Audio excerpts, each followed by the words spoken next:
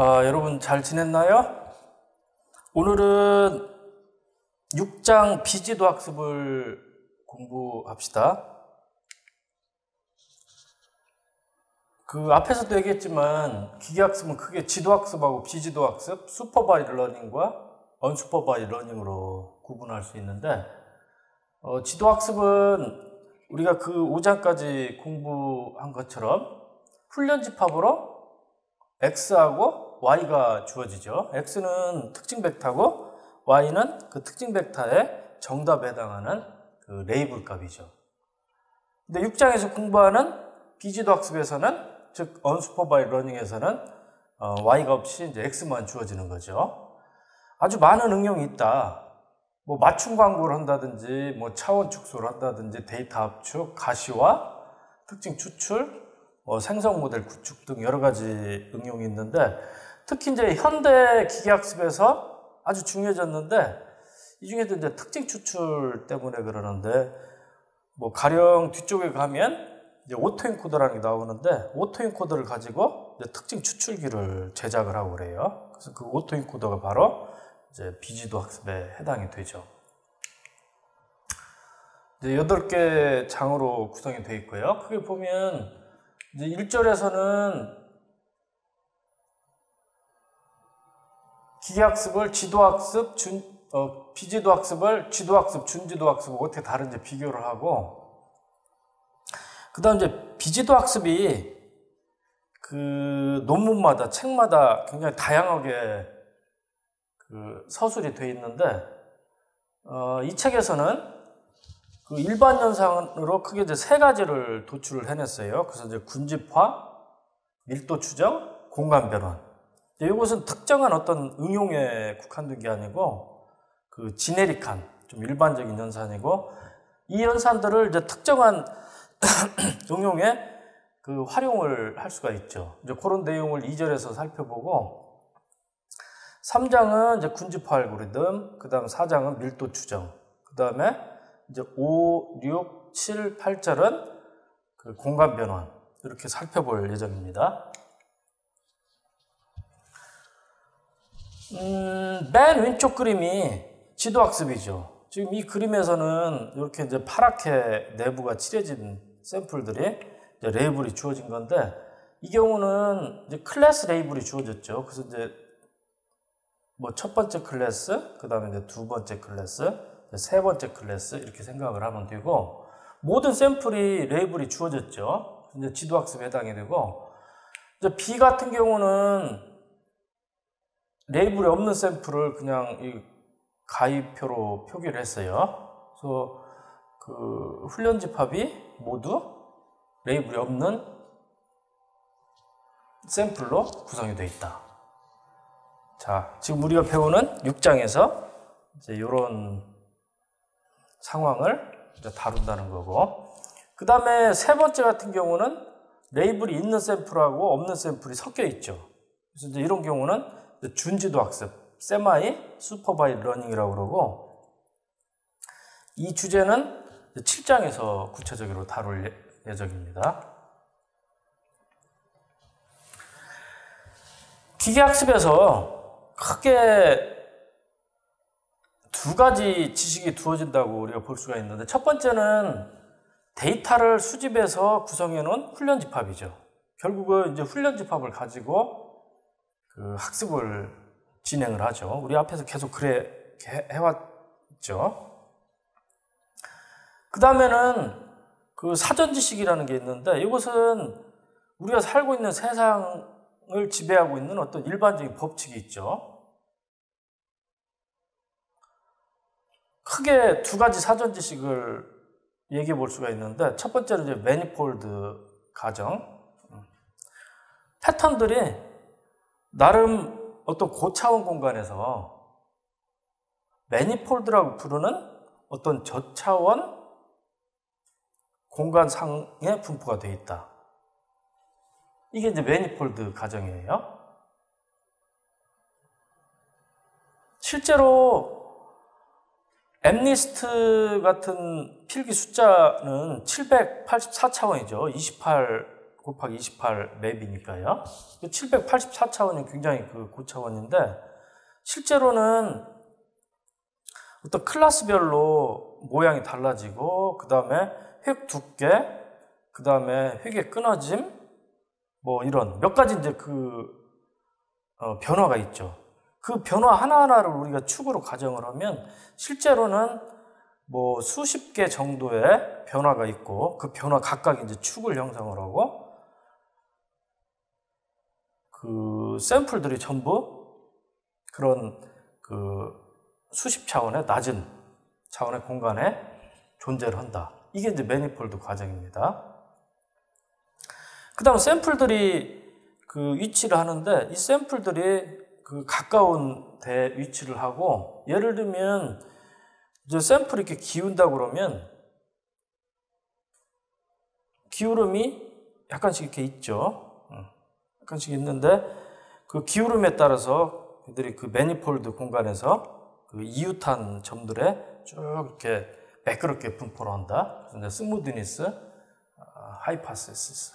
이제 이런 사전 지식이 있고, 실제로는 우리가 알게 모르게 기계학습을, 그 학습 알고리즘을 적용을 할 때 이런 가정들이 실제로 사용이 되고 있다, 이렇게 볼 수가 있습니다. 근데 비지도 학습은 지도 학습에 비해서 이제 이런 가정을 더 명시적으로 활용을 한다, 이렇게 볼 수가 있습니다. 비지도 학습을 일반 과업하고 응용 과업을 이렇게 나눠서 살펴볼 텐데, 이 책에서는 세 가지 일반 과업을 얘기를 하고 있는 첫 번째 이제 군집화, 이제 비슷한 샘플을 모아서 그룹으로 만드는 일, 이게 군집화죠. 예를 들면 이제 이런 데이터가 주어졌다 그러면 군집화는 이제 가까이 있는, 즉 모양이 비슷한 애들을 이렇게 하나의 군집, 또 다른 군집, 이렇게 모으는 그런 일을 하는 게 이제 군집화죠. 밀도 추정은 확률 밀도 함수, 즉 확률 분포를 추정하는 일이에요. 그래서 여기 보면 이 등고선으로 표현이 되어 있는 확률 밀도 함수, 이런 것을 데이터로부터 추정하는 일이고, 이제 세 번째 공간 변화는 원래 공간을 지금 이제 이 예에서는 이제 2차원 공간에 존재하는데, 어떤 1차원 공간, 이런 어떤 곡선이라는 1차원 공간으로 변환하는 일. 이게 되겠습니다. 결국은 이 데이터를 잘 살펴보면 이 데이터에 내재되어 있는 구조가 있는데, 그 구조를 얼마나 잘 활용을 하느냐, 이게 이제 비지도 학습의 성공 비결이 되겠습니다. 이 세 가지 일반 과업을 실제로 구체적인 응용 문제에 활용할 수 있는데, 예를 들면 군집화 같은 경우는 뭐 맞춤 광고에 활용을 한다든지, 그래서 온라인 쇼핑몰에서 이제 수백만 명의 고객이 있을 때 고객의 정보를 가지고, 예를 들면 고객의 나이, 그 다음에 그 물건을 구매하는 어떤 패턴에 관련된 일, 그 다음에 반품에 관련된 값들, 뭐 이런 값들을 가지고 그 고객을 표현을 해놓고, 그 다음에 그 고객들이 비슷비슷한 고객을 모아가지고 그 고객에 맞는 맞춤 광고를 한다든지, 또 영상을 분할한다든지, 유전자 데이터 분석을 한다든지, 이런 다양한 응용이 있겠습니다. 이제 밀도 추정은 우리가 이제 밀도를 상당히 정확하게 추정을 하면 분류 문제를 해결할 수가 있어요. 또는 이제 생성 모델로 활용도 할 수가 있죠. 그다음 마지막에 이제 공간 변환 같은 경우는 뭐 수백 차원의 높은 공간의 데이터를 2차원 또는 3차원으로 변환을 해가지고 2차원, 3차원이면 우리가 그 종이나 모니터에 그림을 그릴 수가 있죠. 그래서 데이터 가시화를 한다든지, 또는 저차원으로 줄여서 데이터량을 굉장히 적게 만드는 데이터 압축, 또는 이제 특징을 추출한다든지 뭐 이런 일에 활용이 되고 있습니다. 먼저 세 가지 일반 과업 중에 이제 첫 번째 그 군집화를 살펴보면 아주 많은 군집화 알고리즘이 있어요. 그래서 이 책에도 몇 개 이제 그 서베이 논문이 제시가 되고 있는데 그 서베이 논문에 보면 아주 많은 그런 알고리즘들이 제시가 되어 있는데 이 책에서는 가장 일반적으로 많이 쓰이고 우리가 쉽게 이해할 수 있는 K 평균 알고리즘, K 민지 알고리즘하고 또 하나는 비교적 최근에 나온 그 친밀도 전파 알고리즘, 영어로는 어피니티 프로퍼게이션 알고리즘입니다. 이 두 가지를 살펴보기로 하죠. 먼저 이제 군집화 문제를 조금 포멀하게 정의를 하면 6.1식처럼 정의를 할 수가 있는데 이제 입력은 x1, x2, xn이 돼요. 레이블 정보는 없죠. 그러면 결국 이제 군집집합 C, 즉 C1, C2, CK를 찾는 작업인데 군집이 이제 K개인 거죠. 그러면 각 군집은 이제 공집합이어야 되고 그러니까 군집마다 최소한 샘플이 하나 이상은 이제 배정이 돼야 된다는 얘기죠. 그 다음에 그 군집들을 다 합집합을 하면 훈련 집합이 되어야 된다. 즉, 어떤 군집에 배정이 안 된 그런 샘플이 있으면 안 된다는 얘기고, 그 다음에 CI하고 CJ를 교집합을 하면 공집합이어야 된다. 그러니까 어떤 샘플이 서로 다른 두 개의 군집에 배정이 된다든지 이러면 안 된다는 얘기죠. 배타적으로 배정을 해야 된다는 얘기고. 그 다음에 여기서 이제 K가 군집의 개수인데 이 군집의 개수는 사람이 알고리즘한테 주고 K개를 찾아라 이렇게 하는 경우도 있고 아예 K를 주지 않고 알고리즘이 이제 자동으로 찾는 경우 이렇게 있습니다. 그래서 우리가 살펴볼 K평균 알고리즘은 우리가 K를 줘야 되고 몇 개인지 그 다음에 친밀도 전파 알고리즘은 자동으로 이제 군집 개수를 찾아주는 그런 알고리즘입니다. 우리가 군집화를 마치고 나면 이제 몇 개 그룹으로 이렇게 나뉘죠. 그러면 그 하나하나 그룹을 우리가 부류라고 간주를 할 수 있기 때문에 어떤 책에서는 군집화를 이제 부류 발견 작업 이렇게도 부르기도 합니다. 자, 군집화는 굉장히 주관성이 개입이 되는데 예를 들면 맨 왼쪽처럼 데이터가 주어지면 두 개의 군집으로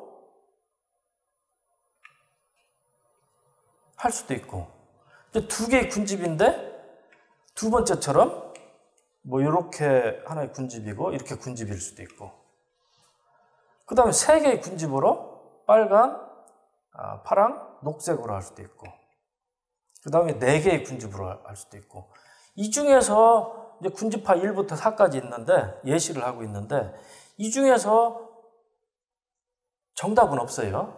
전부 좀 어느 정도 합리성을 가지고 있죠. 그래서 군집화는 이런 어떤 주관성을 가지고 있다는 얘기고요. 자, 우리가 이제 K평균 알고리즘을 살펴보면 일단 원리가 굉장히 단순해요. 그래서 직관적으로 이해하기가 쉽고 구현도 아주 쉽다. 뭐 C나 C++로 구현을 하면 뭐 불과 몇십 줄이면 구현이 끝나고 단순하지만 성능이 좋아서 아주 많이 쓰이는 그런 알고리즘이 되겠습니다. 그리고 아까 얘기한 것처럼 군집계수 K를 알려주어야 되고요. 자, K평균 알고리즘을 알고리즘 형태로 쓰면 입력은 훈련집합 N개 샘플이 되고요. 군집의 개수 K를 줘야 되고 그 다음에 출력은 이제 군집집합 C가 되겠습니다. 이제 맨 처음에 K개의 군집 중심 G1, G2, GK를 초기화한다. 뭐 여러 가지 방법이 있는데 이제 N개의 샘플 중에 랜덤하게 K개를 뽑는 그런 방법을 쓸 수가 있어요. 또는 뭐 어떤 사전 정보가 있으면 그런 사전 정보를 이용을 해가지고 이제 초기 군집 중심을 조금 더 좋은 걸 선택을 할 수도 있고요. 그런 정보가 없으면 그냥 랜덤하게 K를 뽑으면 돼요. 그 다음에 계속 이제 그 반복을 하는데 3번 라인에서는 3, 4번 라인에서는 샘플 각각에 대해서 즉 XI에 대해서 XI에 가장 가까운 군집 중심을 찾아가지고 그 군집 중심에 배정을 한다. N개에 대해서 전부 배정을 마치면 이제 5번 라인에서 3, 4라인에서 배정이 이루어졌는데 바로 직전 루프하고 똑같다면 수렴을 한 거예요. 더 이상 계속 반복을 해도 똑같은 일만 반복이 되기 때문에 수렴이 됐다고 보고 브레이크 해가지고 이 파일 룩을 빠져나가는 거죠. 아직 수렴이 안 됐으면 6, 7번 라인에서 군집 중심을 갱신을 하는데 K개의 군집 중심 각각에 대해서 자기한테 배정된 샘플들을 평균을 내가지고 자기 자신의 위치를 계속 갱신을 하는 거죠. 그리고 반복을 한다는 거예요. 배정, 군집 중심 갱신, 배정, 군집 중심 갱신. 그러다가 수렴을 하면 브레이크에서 빠져나가는 거죠. 그리고 파일룩을 빠져나가면 이제 군집 중심 G-J에 배정된 샘플을 C-J에 대입을 하고 끝내면 됩니다. K 평균하고 비슷한 K 매도이드라는 알고리즘이 있는데 K 평균은 라인 7에서 샘플의 평균을 구해서 군집 중심을 대치를 했죠. 근데 평균을 구하는 대신에 자기한테 배정된 샘플들 중에 어떤 대표를 하나 뽑아가지고 그 대표를 가지고 군집 중심을 갱신하는 거죠. K 매도이드는 이제 K 평균에 비해서 잡음에 둔 가운데 이 그림은 그 이유를 설명하는 간단한 상황이죠. 지금 가위표로 표시된 하나, 둘, 셋, 넷, 다섯, 6개의 샘플이 있을 때 이 6개의 샘플이 하나의 군집으로 묶였다고 그랬을 때 이제 이 6개의 샘플로 군집 중심을 갱신을 해야 되는데 만약에 평균을 구한다고 그러면 이 파란색으로 표시되어 있는 이 점이 되겠죠.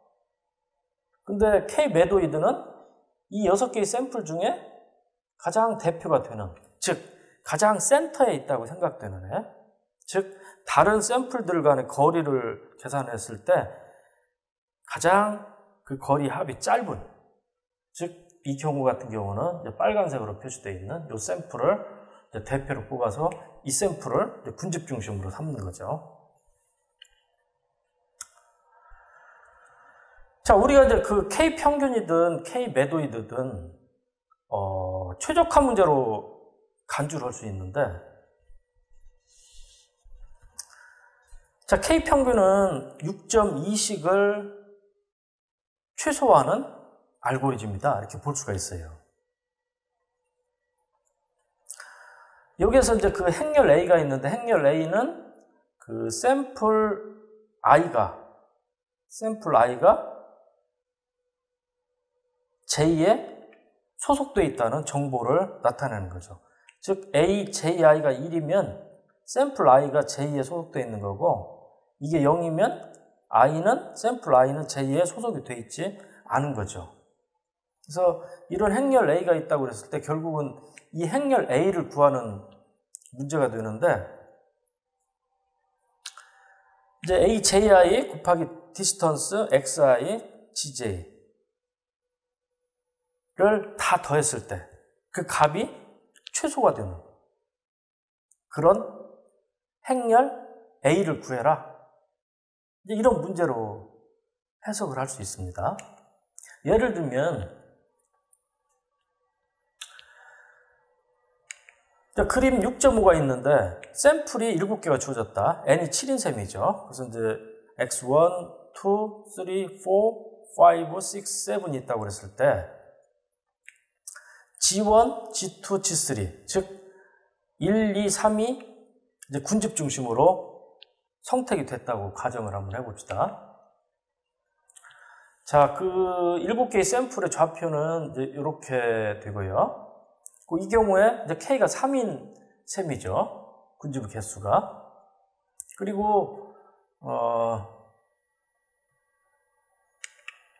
초기 군집 중심을 G1, G2, G3라고 가정을 했는데 이 7개의 샘플을 G1, G2, G3 중에 가까운 놈으로 배정을 하면 이제 X1은 G1에 소속이 되고 X2는 G2에 소속이 되고 3은 3회, 4는 3회, 6은 3회, 5는 3회, 7은 3. 제일 가까운 놈에 배정을 이렇게 되겠죠. 그리고 결국은 이제 이 가운데 있는 그림처럼 되겠죠. 그래서 이제 이런 식의 이제 배정이 되는 거고, 이 배정을 행렬 A로 표현하면 샘플 1은 1에 해당되고 2는 2에, 3은 3에, 4, 5, 6, 7은 전부 세 번째 군집 중심에 배정이 됐다. 이렇게 이제 표현이 되고,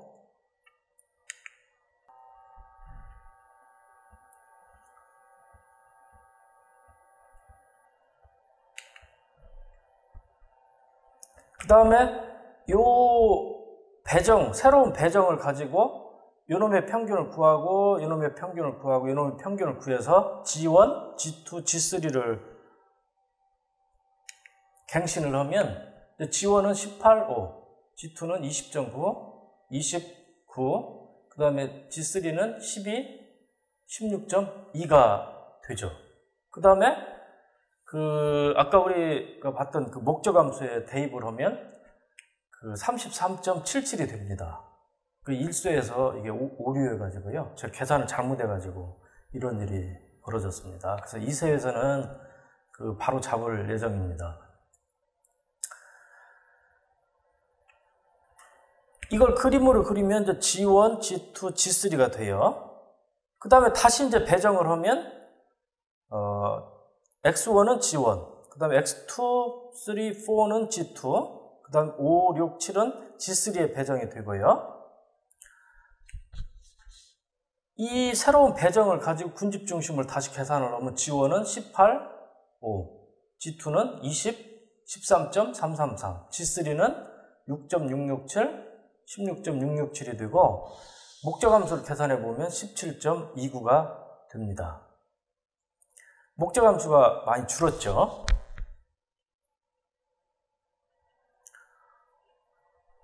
그 다음에 배정을 하면 어떻게 될까요? 배정을 하면 X1은 G1에 소속될 테고 2, 3, 4는 G2, 그 다음에 5, 6, 7은 G3에 배정이 되겠죠. 그러면 우리 바로 이전에 루프에서의 배정하고 같기 때문에 이제 수렴을 한 거예요. 그럼 이제 그 알고리즘이 그래서 이제 종료가 되는 거죠.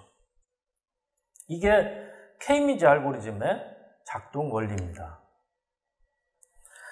근데 K-민지 알고리즘은 단점이 하나 있는데 우리가 초기 군집 중심을 다른 걸 가지고 출발을 하면 최종적인 결과가 달라져요. 예를 들면 지금 예제에서는 X1, 2, 3를 군집 중심으로 삼아서 그것들을 G1, G2, G3라고 보고 시작을 했는데 예를 들면 뭐 5, 6, 7을 초기 군집 중심으로 잡는다든지 아니면 6을 G3, 3을 G2, 뭐 2를 G1으로 잡고 출발한다든지 그러면 최종적인 군집 결과가 달라져요.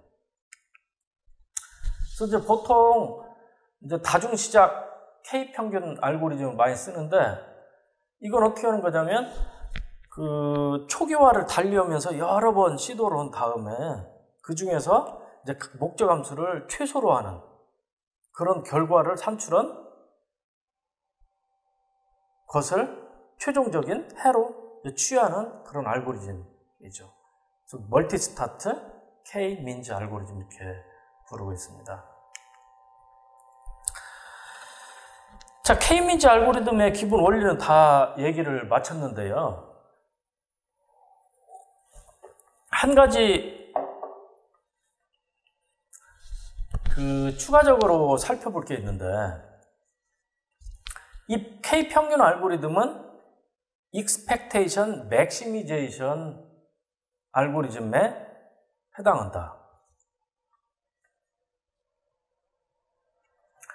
자, K-평균에서는 훈련집합 X는 그 입력단에서 우리가 관찰을 할 수 있겠죠. 입력으로 들어가니까요. 그 다음에 최종 출력으로는 이제 군집 집합 C가 나오겠죠. 또는 뭐 행렬 A가 같은 거죠.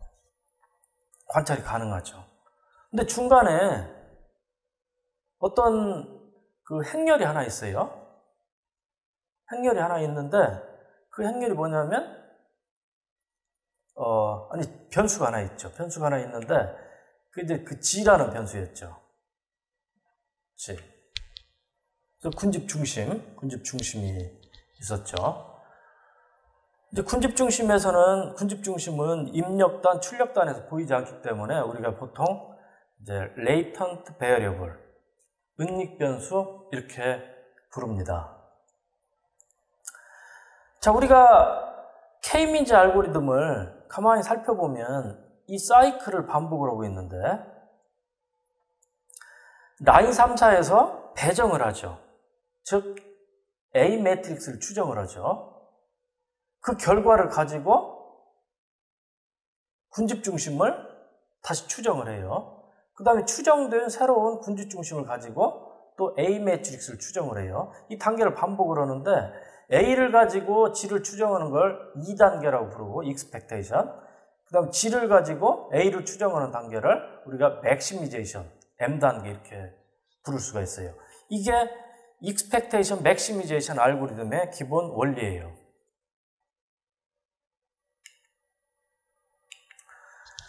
자, 우리가 K-민즈 알고리즘을 이제 EM 알고리즘의 한 일종이다 이렇게 볼 수가 있는데, 사실은 K-민즈는 굉장히 단순하기 때문에 굳이 뭐 EM으로 해석을 않고도 얼마든지 이해를 할 수가 있고 우리가 알고리즘도 도출을 하고 구현도 할 수 있는데, 굳이 이걸 이제 EM으로 해석하는 이유는 이제 뒤에 가면 정말 EM이라는 알고리즘을 이해를 않고는 이해를 할 수 없는 좀 복잡한 문제들이 있거든요. 근데 우리가 이 단순한 K-민즈를 EM으로 해석을 해놓고 나면 그 복잡한 그런 문제들을 좀 더 쉽게 이해를 할 수가 있습니다. 그래서 여러분이 K-민즈가 단순하지만 여기에서 EM이 이런 원리에 작동을 하고 K-민즈는 EM의 일종이다 이렇게 이해를 하고 가는 게 좋습니다. 그 다음에 이제 친밀도 전파 알고리즘인데, 이건 이제 나온 지가 한 10년 정도 되는 알고리즘이고, 이게 네이처인지 사이언스에 발표된 논문이에요. 제가 책을 쓰다 보니까 의외로 사이언스 네이처에도 이제 컴퓨터 공학, 뭐 기계학습에 관련된 논문들이죠. 논문들이 적지 않게 있더라. 여러분도 좀 목표를 높게 잡고 좋은 알고리즘을 개발해가지고 사이언스나 네이처에 발표하는 것도 좋은 일일 거라고 생각이 됩니다. 자, 친밀도 전파 알고리즘은 책임 행렬 R과 영어로는 Responsibility Matrix라고 불러요. 그 다음에 가용 행렬 A, Availability Matrix입니다. 근데 두 종류의 친밀도 행렬을 이용해서 군집화를 하는데, 장점은 군집 개수 K를 자동으로 알아내는 거입니다. 일단 N개의 샘플이 주어지면 유사도 IK를 구하는데 모든 쌍간에 유사도를 계산을 하는 거죠. 그래서 이제 I번째 샘플과 K번째 샘플의 유사도는 두 개의 투놈, 2차놈의 제곱. 거리죠. 거리의 제곱이죠. 유클리디언 거리 제곱이죠. 거기에 마이너스를 붙여줬어요. 그러니까 둘이 일치하면 가장 가깝겠죠. 그러면 0이라는 최대값을 갖는 거고, 거리가 멀어질수록 이제 마이너스 값을 가지니까 작아지는 거고, 그렇게 유사도를 이제 정의를 하고 있습니다. 자, 어떤 특정한 응용에서는 굳이 뭐 요 6.3식이 아니라 그 응용에 맞는 어떤 유사도를 정의를 해가지고 사용을 해도 무방해요.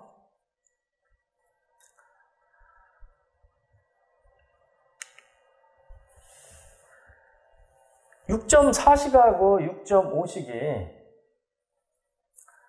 이제 책임행렬의 어떤 요소, IK 요소를 계산하는 수식, 그 다음에 그 가용행렬의 AIK 요소를 구하는 수식인데, 좀 직관적으로 이해가 되지는 않아요. 자, 이렇게 생각하면 되는데, 이제 유사도에서 요 더한 값의 맥스를 빼주는데, 지금 현재 RIK가 I에서 K를 가리키는 이 방향이 RIK가 있는데, I로 들어오는 A 값, 매트릭스 A의 요소 값이 작으면 RIK가 커지는 거고, 이 수식에 의해서 AIK가 크면 RIK는 6.4식에 의해서 좀 작아지고, 이런 대체적인 관계를 가지고 있다고 이해를 하시면 되고, 그 다음 6.5식은 이제 가용행렬의 요소를 구하는 건데, AIK를 구하는 거죠. 근데 K로 들어오는 그 R 값이 작으면 AIK도 작아지고, R 값이 크면 AIK가 커지는, 뭐 이런 관계를 가지고 있다고 대체적으로 이해를 하시면 될 것 같아요.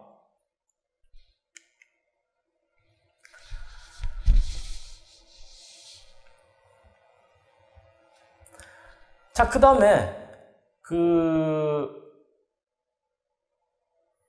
자가유사도, 그러니까 K와 K의 유사도, 자기와 자기의 유사도죠. 그 다음에 자기와 자기의 책임 행렬 요소값, 가용 행렬 요소값, 이것을 좀 주의를 기울여야 되는데, 이제 자가유사도 같은 경우는 자기하고 자기니까 똑같은 거니까 실제로 이제 0이라는 값을 갖는 게 맞겠죠. 가장 큰 값. 근데 실제로는 모든 샘플 간에 이제 쌍 간의 유사도를 계산을 하면 이제 n제곱개의 값이 있겠죠. 그 n제곱개의 값 중에서 최소값 또는 최대값 또는 메디안, 중앙값, 이런 것들을 취하는데, 이건 이제 하이퍼 매개 변수예요. 하이퍼 매개 변수. 만약에 SKK를 최소값으로 설정을 하면 이제 최종적으로 군집이 좀 적게 만들어지고, 최대값을 쓰면 군집이 많이 생기고, 그 다음에 중앙값을 하면 보통 한 중간 정도의 군집 개수가 생기고, 그래서 이제 군집 개수 K를 이게 자가유사도를 얼마로 설정을 하느냐에 따라서 이제 조절이 된다고 보시면 됩니다. 그 다음에 RKK는 식 6.4를 그대로 적용을 하면 되고, 그러니까 그대로 적용을 하면 돼요. 그 다음에 가용행렬의 요소값 AKK는 이제 별도의 수식이 있는데 6.6식으로 계산을 합니다. 자, 이런 수식을 가지고 우리가 이제 알고리즘으로 만들면 이제 입력은 이제 n개 샘플로 구성되어 있는 훈련 집합이고, 이제 군집 개수를 조절하는 선택사항이죠. 최소값을 쓸 거냐, 메디안을 쓸 거냐, 최대값을 쓸 거냐. 그 다음에 앞에서 얘기를 하는 이제 댐핑 인자 람다라는 게 있는데, 이걸 제대로 조절을 안 하면 알고리즘이 제대로 작동을 안 해요. 그래서 이것도 실제로 좀 주의를 해야 될 부분이고요. 자, 일단은 모든 샘플상 IK에 대해서 식 6.3식으로 유사도를 계산을 하고요. 그 다음에 SKK, 이제 자가 유사도는 입력으로 준 선택사항에 따라서 뭐 최소값이든지 뭐 메디안이든지 최대값으로 이제 설정을 하고요. 그 다음 3번 라인에서는 모든 샘플상 IK에 대해서 가용 행렬 요소값, 그 다음에 책임 행렬 요소값을 이제 0으로 초기화를 하고 시작을 합니다. 그리고 t를 0으로 놓고 계속 리피트해서 반복을 하죠.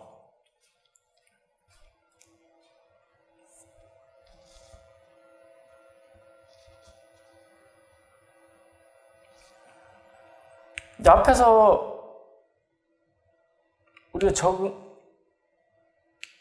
정의한 6.4식에 따라서 6.4식을 이제 적용을 하는 거고요. 라인 8에서는. 그 다음 라인 9에서는 아까 소개한 댐핑 인자에 따라서 이제 방금 전에 계산해 놓은 놈을 이제 추가로 이제 갱신을 하는 거죠. 람다, 1-람다를 곱해가지고 더해가지고 계산을 하죠. 9번 라인에서 댐핑 인자를 이제 적용을 하는 거고, 그 다음에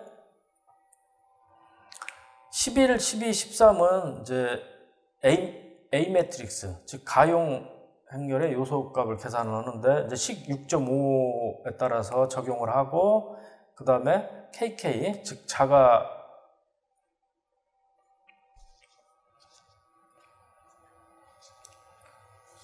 요소값은 이제 식 6.6에 의해서 이제 계산을 하고요. 그 다음에 또 댐핑 인자를 적용을 하고. 그래서 이 과정을 계속 반복을 하는 거예요. 그래서 멈춤 조건을 만족을 할 때까지. 그리고 이제 루프를 빠져나오면 마지막에 15, 16, 17, 18에서 이제 후처리를 하는데, 모든 행에 대해서 이제 아그맥스를 구해요. 그래서 몇 번째가 이제 대가 되는지를 계산을 한 다음에, 자기 자신과 같으면 이 샘플이 이제 군집 중심이 되고요. 그렇지 않으면 이 샘플은 K 햇 군집 중심으로 이렇게 배정을 하는 그런 처리를 하고 이제 전체 알고리즘을 마치게 되겠습니다. 구현은 아주 쉬운데 실제로 이 식을 직관적으로 이해하는 것은 그리 쉽지는 않아요. 자, 그 다음에 이제 두 번째로 이제 밀도 추정을 공부를 하는데, 밀도 추정하는 방법도 아주 많이 있습니다. 근데 이제 대표적인 거 두 개를 설명을 드리는데, 하나는 이제 커널 밀도 추정하고, 그 다음 두 번째는 가우시안 혼합. 그래서 대표적인 두 가지를 말씀을 드릴 거고요. 자, 밀도 추정 문제가 뭔지를 먼저 이해를 해야 되는데, 뭐 그림 6.8을 보면 이해를 하실 수가 있어요. X1, X2 두 개의 특징으로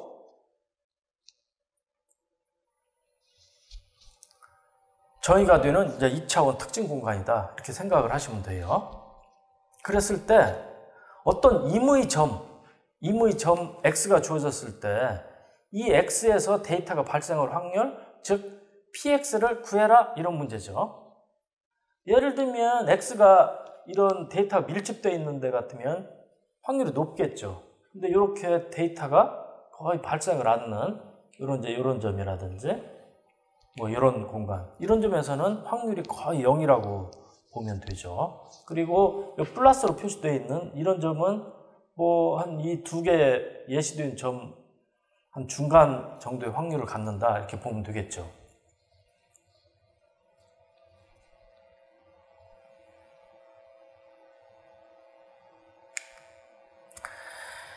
직관적으로 가장 쉽게 이해할 수 있는 방법은 히스토그램 방법입니다. 히스토그램 방법은 특징 공간을 칸, 뭐 영어로는 빈이라고 그러죠. 빈의 집합으로 분할한 다음 각 칸에 있는 샘플의 빈도를 세어서 그냥 6.7씩을 적용을 한다.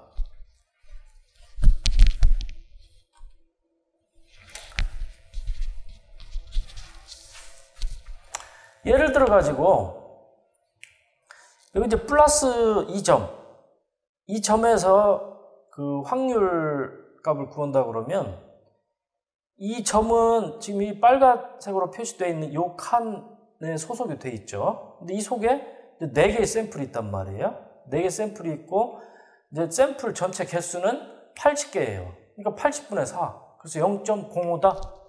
이렇게 판단을 하는 거죠. 그걸 이제 일반적으로 쓰면, 이제 X가 속해 있는 빈 속에 샘플의 개수, 그 다음에 N은 샘플 전체의 개수. 해서 6.7씩을 적용을 하면 되는 거죠.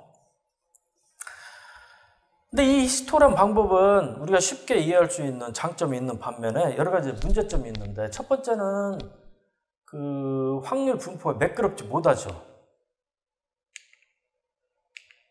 왜 그러냐면 지금 이 네모 칸 속에 들어있는 모든 점은 전부 80분의 4라는 값을 가질 테고, 그 바로 옆에 있는 칸, 오른쪽에 있는 칸 같은 경우는 이제 2개가 들어있으니까 이 속의 모든 점들은 이제 80분의 2라는 값을 가질 거예요.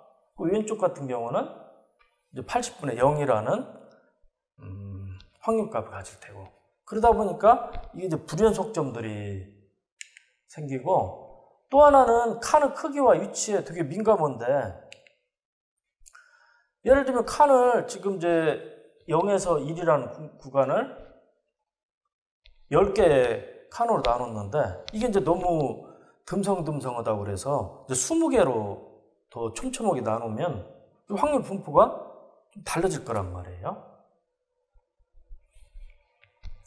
그 다음에 이게 이제 0.0에서 0.1, 0.1에서 0.2 이렇게 구간을 나눴는데, 이제 다른 방식으로 뭐 나눈다든지 그러면 또 확률 밀도 함수가 달라지고요.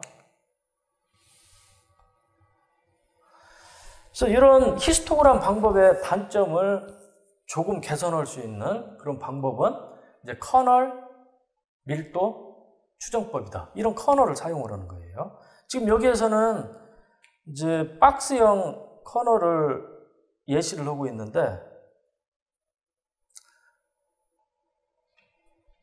우리가 이것을 이제 가우시언으로 매끄러운 이제 종 모양의 가우시언을 사용할 수도 있죠. 그럼 이제 훨씬 매끄러운 이제 확률 분포가 얻어지고요. 자, 우리가 이런 이제 박스형 확률 분포를 쓴다고 그러면 지금 이제 파란색으로 되어 있는 요게 그 마이너스 0.5에서 플러스 0.5, 그 밑변이 1이고 높이가 1인 이런 어떤 커널이 하나 있다.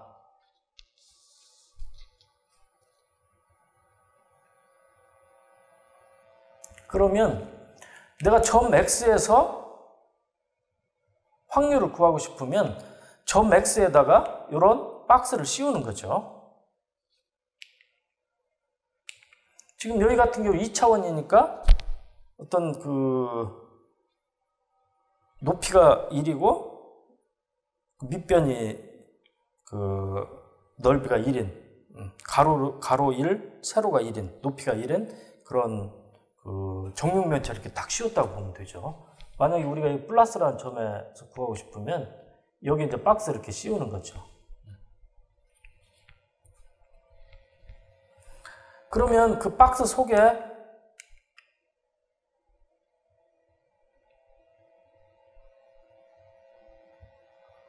들어있는 점이 있을 거란 말이에요. 그럼 이제 그 박스 속에 들어있는 점의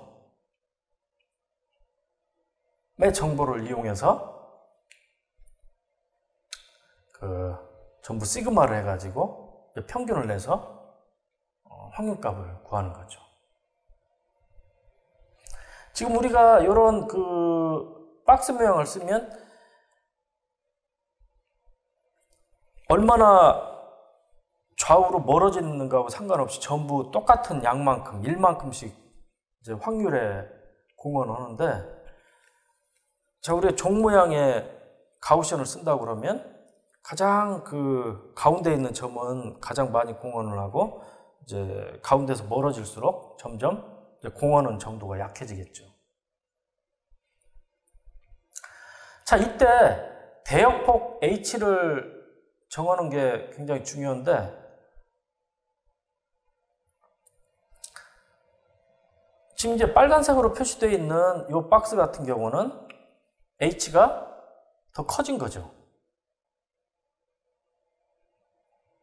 그래서 그 H를 얼마로 설정할 거냐, 이게 중요합니다. 자, 히스토그램 방법하고 커널 밀도 추정법을 비교를 해보면, 이제 왼쪽이 그 히스토그램 방법이고, 지금 샘플은 지금 요 밑에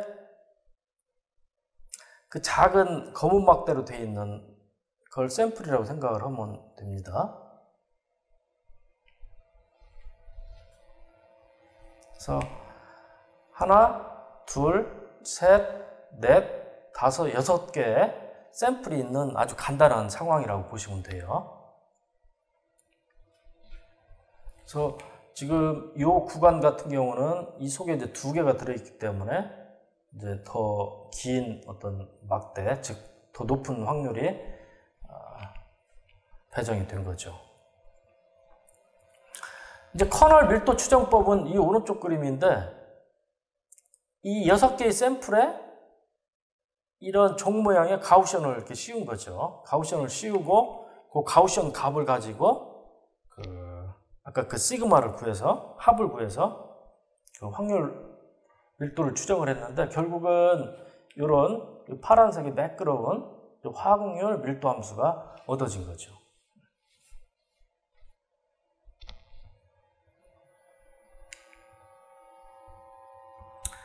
자, 이 그림은 이제 커널 밀도 추정법에서 대역폭 H, 즉 이 박스의 이 너비 또는 가우시언의 이 너비, 즉 그 시그마 값, 분산값을 얼마로 할 거냐, 그게 이제 굉장히 중요하다는 건데, 지금 이 그림은 그 원래 데이터는 요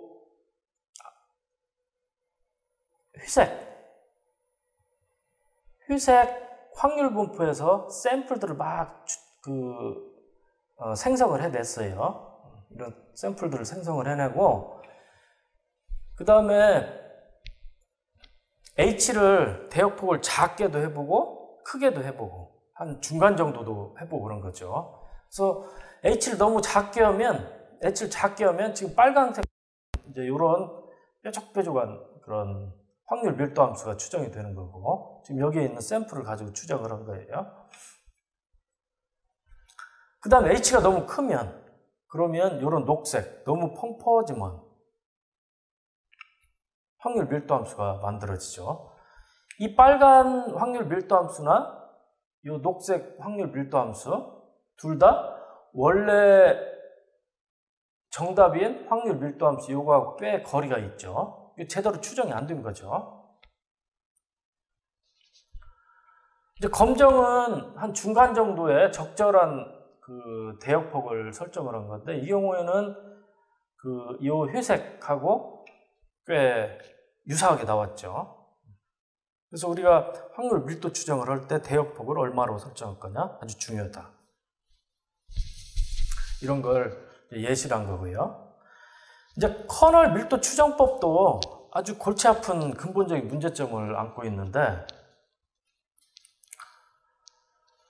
자, 우리한테 N개의 샘플, 즉 훈련 집합이 주어져 있다. 그랬을 때 지금 우리가 이제 이거 이제 1차원 특징 공간이라고 예시를 한 거고, 요거 이제 2차원 특징 공간을 예시를 했는데, 실제로는 이게 수십 차원 또 수백 차원이죠. 그런 샘플의 n개가 주어졌는데, 우리가 특정한 점 x를 주고 그 x에서의 확률 밀도를 구해라. 확률값을 구해라.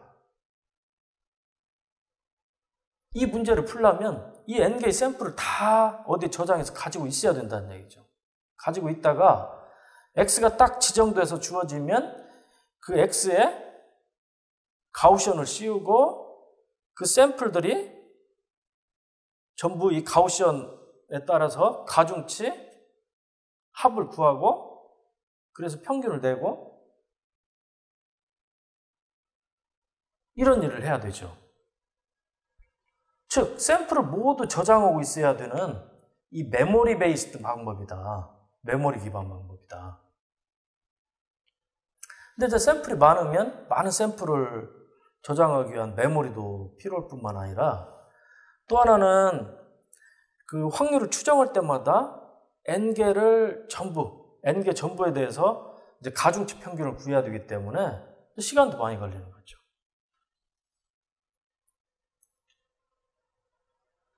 그런 이제 어려운 그런 문제가 있습니다. 대부분 경우는 수십 차원, 수백 차원인데 데이터는 아주 적은 수만 개, 많으면 수십만 개, 이렇게 되죠. 그렇게 되기 때문에 그 넓은 데이터 공간에서 많은 영역은 전부 샘플이 한 번도 발생하지 않는, 즉 확률이 다 0으로 계산이 되는 그런 문제가 생기는데 이것도 대표적인 이제 curse of dimensionality, 즉 차원의 저주 문제로 볼 수가 있습니다. 결론적으로 얘기하면 커널 밀도 추정법은 나한테 주어진 데이터가 기껏해야 4차원, 5차원 또는 많으면 한 10차원 정도의 그 낮은 차원 데이터일 때만 사용이 가능한 방법이라고 보시면 되죠. 이제 그거에 비하면 이제 지금부터 공부할 가우시안 혼합은 데이터가 굉장히 높은 차원이어도 우리가 적용할 수 있는 이제 그런 방법이 되겠습니다. 이 가우시안 혼합은 가우시안을 사용을 하죠. 가우시안을 사용을 하는데 그 방금 전에는 가우시안을 이제 어떤 커널로 사용을 했는데 이 가우시안 혼합에서는 최종적으로 나한테 주어진 데이터가 어떤 가우시안 모양이냐 해서 이제 가우시안에 관련된 매개 변수, 즉 그 민 벡터하고 공분산 행렬을 구해서 표현하는 그런 방법입니다. 그래서 우리 이것을 이제 파라메트릭 메소드, 모수적 방법 이렇게 부르고, 그 방금 전에 봤던 히스토그램 방법이나 그 커널 밀도 추정법은 비모수적, 넌 파라메트릭 방법이고 이렇게 구별이 되죠. 자, 가우시안 분포는 우리가 수식이 이렇게 생겼어요. 이것은 우리가 2장에서도 이미 정의를 한 건데, x라는 점에서의 이제 probability, 확률은 이제 이 노멀, 정규 분포 이렇게 표기를 하죠. 그래서 이제 뮤하고 시그마로 규정이 되는 어떤 분포. 그래서 이제 이렇게 정의가 되고, 실제로는 이제 이런 등고선 모양의 분포를 이루는 거죠. 자, 이런 데이터가 주어졌다. 과입회로 이렇게 표시되어 있는 이런 데이터 집합이 주어졌다. 그러면 이 데이터를 가지고 뮤 벡터를 구할 수가 있죠. 아주 쉽죠. 다 더한 다음에 n으로 나눠주면 되죠. 그러면 이제 평균 벡터, 여기 이제 가운데가 되겠죠. 그래서 뮤를 구할 수가 있고, 시그마, 공분산 행렬도 XI에서 뮤를 빼고 두 개를 트랜스포즈한 거랑 같이 곱해가지고 이런 걸 다 더해서 n으로 나눠주면 돼요. 그러면 얘는 이제 이 D 차원이면 이제 D by D 그런 행렬이 되죠, 시그마는. 이 뮤와 시그마 계산은 시간도 많이 안 걸리고 우리가 쉽게 구현할 수 있고 그러죠. 자, 예를 들면 왼쪽 같은 그림 같은 경우는 우리가 그 뮤하고 시그마를 구해가지고 가우시언으로 모델링을 하면 꽤 정확하게 모델링이 된다 이렇게 볼 수가 있어요. 왜 그러냐면 데이터 자체가 가우시언 모양을 하고 있어요. 근데 오른쪽 그림 같은 경우는 그 대략 우리가 보면 위쪽에 클러스터가 그 군집이 하나 있고 아래쪽에 이제 군집이 하나 있는데 우리 한 개의 가우시언 가지고 모델링을 한다고 그러면 이 데이터들의 평균을 구하면 아마 이 근방 어디쯤 될 거예요. 뮤 벡터. 그리고 이제 시그마가 이제 어떤 값을 가지고 나타나겠죠. 근데 이런 식으로 가우시언 모델링을 하면 완전히 나한테 주어진 데이터의 구조를 반영을 제대로 못하고 있는 거죠. 자, 이런 식으로 이제 가우시언 모델링이 되면 이 모델링 된 거 가지고 우리가 생성을 해낸다고 그러면 여기가 이제 확률이 제일 크니까 여기서 많이 발생을 하고 뭐 이런 데서도 어느 정도 발생을 하고 뭐 이렇게 되는 거죠. 그 다음에 여기는 확률이 낮으니까 발생을 거의 않고 그러니까 실제로 우리한테 주어진 데이터하고 전혀 맞지가 않는 이제 그런 그 모델이 돼버리는 거죠. 자, 그러면 이런 경우에는 어떻게 하면 되냐? 가우시언 가지고 어떻게 모델링을 할 수가 있느냐? 할 수 있는 방법이 있죠. 이제 가우시언을 한 개가 아니라 두 개를 쓰면 되죠. 그래서 예시가 된 것처럼 뭐 위쪽에 가우시언 하나, 이제 아래쪽에 하나 가우시언 하나 해가지고 두 개의 이제 선형 결합을 하면 대체적으로 만족스러운 어느 정도 만족스러운 그런 그 가우시언 모델이 되겠죠.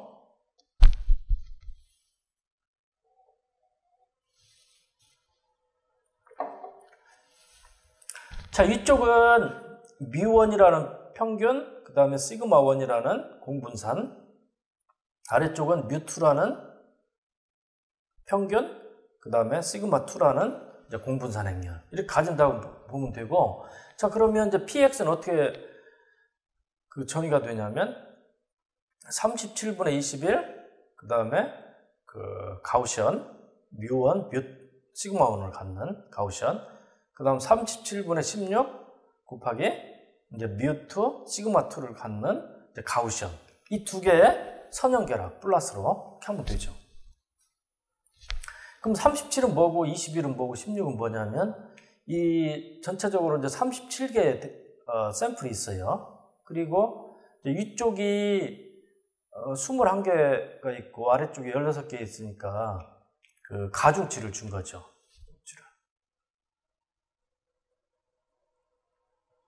자, 이것이 가우시언 혼합이다. 가우시언 여러 개를 믹싱을 한 거죠. 그래서 우리가 이제 가우시언 믹스추어, 가우시언 혼합 이렇게 부릅니다. 자, 이것을 지금 우리 이제 두 개의 가우시언으로 모델링을 했는데 K개의 가우시언으로 일반화를 한번 해보면 PX는 시그마 J는 1에서 K. 그래서 파이 J, 이 파이 J가 이게 이제 파이 1에 해당되고 이게 파이 2에 해당된다 이렇게 보면 되죠. 이제 가중치가 주어지고 그 다음에 뮤 J, 시그마 J로 정의되는 가우시언의 선형 결합 시그마 이렇게 수학식으로 표현할 수가 있죠. 자, 그럼 이제 여기서 이제 몇 가지 우리 고민에 빠지는데 첫 번째는 가우시언을 몇 개를 쓸 거냐? 지금 이런 데이터는 우리가 2차원의 그림을 그릴 수 있으니까 2개 정도면 되겠네 이렇게 되지만 실제 데이터는 훨씬 복잡한 양상으로 나타나요. 막 서로 섞이기도 하고 게다가 이게 2차원, 3차원이 아니고 수십 차원, 수백 차원이니까 우리가 눈으로 확인할 수 있는 방법이 없죠. 몇 개로 올 거냐? 근데 가우시언 혼합에서는 K를 사용자가 지정해주는 수밖에 없어요. 그래서 K는 하이퍼 매개 변수에 해당이 되고요. 여러 번 실험을 해가지고 적절한 K를 찾아내는 수밖에 없죠. 그 다음에 또 하나는 지금 이 예에서는 아주 간단하기 때문에 우리가 파이도 뭐 샘플의 개수를 세가지고 37분의 21 이렇게 정하기도 하고, 그 다음에 여기 위쪽에 있는 샘플들이 첫 번째 가우시안에 해당하니까 이 샘플들 21개를 가지고 이제 뮤도 계산하고 시그마도 계산해가지고 뮤1 시그마를 확정을 하면 되는데, 실제 상황은 이렇게 만만치가 않죠. 자, 우리가 이제 문제를 일반화시켜서 정리를 해보면 우리한테 주어진 것은 훈련 집합 x1, x2, xn, n개의 샘플이 담긴 훈련 집합이고, 가우시안 개수 k를 지정을 해주고, 그 다음에 가우시안 혼합 알고리즘이 추정해야 될 매개 변수 집합은 세타로 지금 표기를 했는데, 일단 파이 벡터, 그래서 파이 1, 파이 2, 파이 k. 그래서 각 가우시안의 앞에 붙는 개수, 즉 가중치를 찾아야 되고, 그 다음에 첫 번째 가우시안의 평균 공분산, 두 번째 가우시안의 평균 공분산, k번째 가우시안의 평균 공분산, 행렬을 알아내야 돼요. 무엇으로? 어떤 학습 알고리즘 가지고 알아내야 되죠. 무엇으로부터? 훈련 집합으로부터. 자, 우리가 이것을 최대 우도를 이용해서 최적화 문제로 한번 공식화를 해보자. 그러면 지금 우리가 알아내야 되는 게 세타예요. 그러면 세타일 때 세타가 주어지면 x가 발생을 할 거예요. 세타가 딱 정해지면 우리가 이제 x를 발생을 시킬 수가 있죠. 근데 x가 정해진 거죠, 지금 우리한테는. 그래서 x가 딱 정해졌을 때 이 세타를 찾아라, 이런 문제죠. 세타를 찾아라. 그래서 우리가 px 기분 세타로 표기를 하면 이거 이제 샘플마다 독립적으로 발생을 한다고 가정을 할 수 있으니까 이 각각을 곱한 걸로 전개를 할 수가 있고, 그 다음에 pxi 기분 세타를 아까 요 수식 6.10 수식으로 대치를 하면 이런 수식을 얻을 수가 있습니다. 6.11식을. 근데 우리가 앞에서도 했지만 실제로 n은 크고 샘플의 개수는 크고 이 확률은 뭐 굉장히 작겠죠. 근데 그놈을 계속 곱하면 뭐 컴퓨터 메모리가 한정이 되어 있기 때문에 거의 0이 돼가지고 이제 버림이 돼서 이제 확률이 0이 돼버릴 그런 위험이 있기 때문에 우리가 이제 로그를 취한다. 로그를 취하면 곱셈이 이제 덧셈으로 바뀌죠. 이렇게 되고 결국 가우시안 혼합이 풀어야 되는 문제는 6.13식처럼 쓸 수가 있다.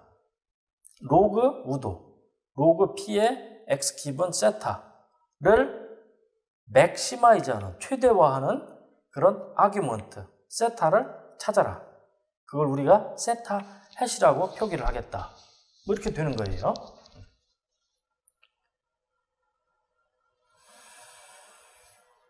자, 이것은 문제를 기술했다 뿐이지 어떤 방법을 지시해 주지는 않죠. 알고리즘은 아니에요.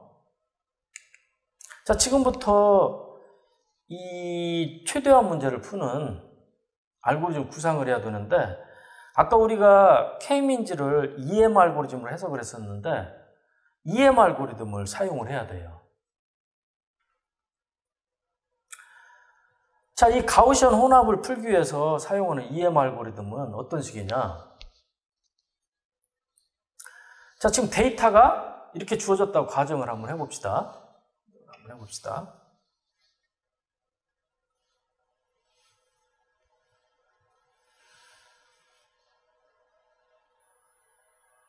그리고 K가 2로 주어졌다고 가정을 해봅시다. 즉, 두 개의 가우시안으로 모델링을 한다.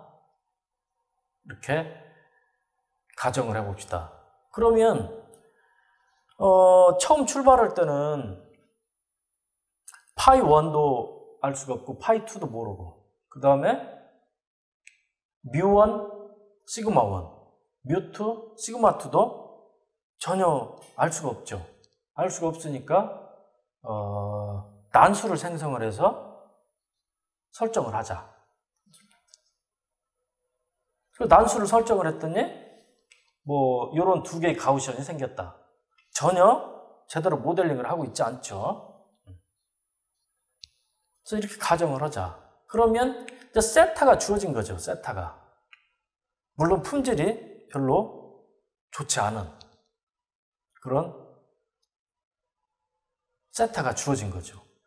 자, 우리가 세타가 주어졌기 때문에 이 샘플들이 어느 가우시언에 소속되는지, 두 개의 가우시언 중에 어느 가우시언에 소속되어 있는지 그런 소속 정보를 추정을 할 수가 있어요. 물론 이때 소속 정보는 아까 우리가 군집할 때와 달리 0, 1, 1이면 소속되고 0이면 소속 안 되고 이게 아니고 소속된 정도, 뭐 예를 들면 그 1번 가우션에 0.8만큼 소속되고 그 2번 가우션에 0.2만큼 소속됐다. 이런 식으로 어떤 그 소속 정도도 그 실수로 표기를 해야 돼요. 그래서 그 소속 정보 우리가 G라고 표기가 되어 있는데 이제 G를 추정을 하면 이 G를 가지고 다시 세타를 추정을 할 수가 있죠. 또 세타를 추정을 하면 추정이 됐기 때문에 이 세타를 가지고 다시 G를 추정할 수 있죠. 이 사이클을 계속 도는 거죠.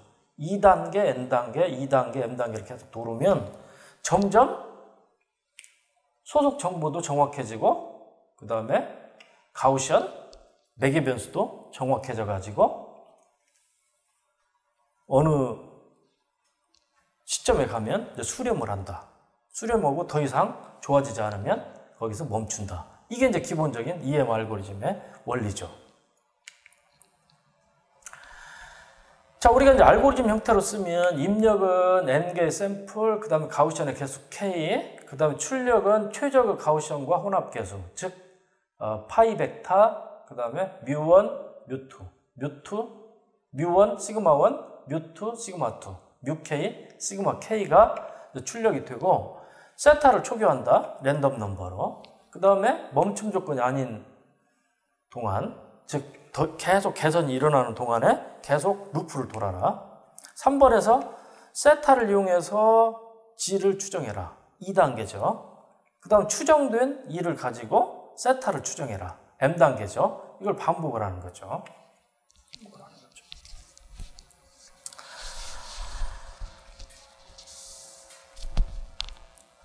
라인 3, 4는 개념적으로는 이해가 되는데 구체적인 수식은 없어요. 그래서 이제 수식이 등장을 해야 되는데 6.14식하고 6.15식이 라인 3과 라인 4를 위한 수식인데 소속 확률을 계산하는 수식은 이렇게 되어 있습니다. GJI는 샘플 i가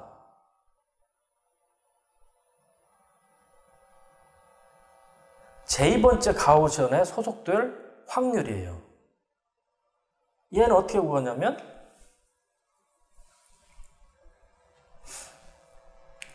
J번째 가우시언에서 XI가 발생할 확률. 그 발생할 확률이 크면 그 소속 정도를 더 많이 줘야 되겠죠. 확률이 작으면 더 적게 주고.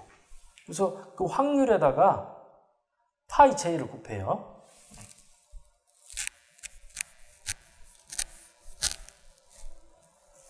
가중치. 그 다음에 분모는 그 K개의 가우시언이 있으니까 K개의 가우시언에 대해서 그걸 다 더한 값. 다 더한 값분의 J번째에 소속될 정도. 이게 GJI, 즉 I번째 샘플이 J번째 가우시언에 속할 확률이죠. 우리가 직관적으로 타당 하다는 걸 이해를 할 수가 있죠. 그 다음에 G값이 주어지면 이제는 이제 XI가 J번째 가우시안에 속할 확률을 속할 확률을 이제 구했고요. 그 다음에 이제 G값이 소속 확률이 주어지면 그걸 가지고 이제 세타를 추정하는 단계죠. 그래서 요 수식들이 이제 세타를 추정하는 건데, 이제 뮤 J는 J번째 가우시안의 평균은 XI 모든 놈에 대해서 그 I가 J번째 속할 확률, 이걸 곱해서 다 더하면 되겠죠. 그 다음에 공분산 행렬도 뭐 비슷하게 수식을 적용을 해서 계산을 하면 돼요. 이때 N체인은 어떻게 계산하냐? N체인은 즉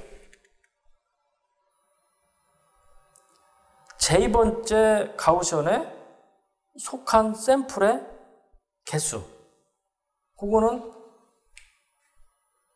GJI를 모두 이렇게 시그마를 하면 되겠죠.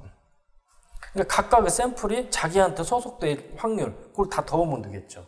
그러면 그 자기 자신에 속한 샘플의 개수라는 개념이 계산이 되고, 파이 J, 즉 그 J번째 가우시안에 앞에 붙어 있는 개수, 그거는 전체 샘플분의 J번째에 속한 샘플의 개수 NJ가 되겠죠.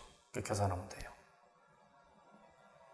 여러분 가만히 생각을 해보면 다 직관적으로 이해를 할 수 있는 그런 수식들이죠. 그래서 이 수식을 기반으로 3번 라인, 4번 라인을 코딩을 하면 가우시안 혼합을 구하는 프로그램이 되는 거예요.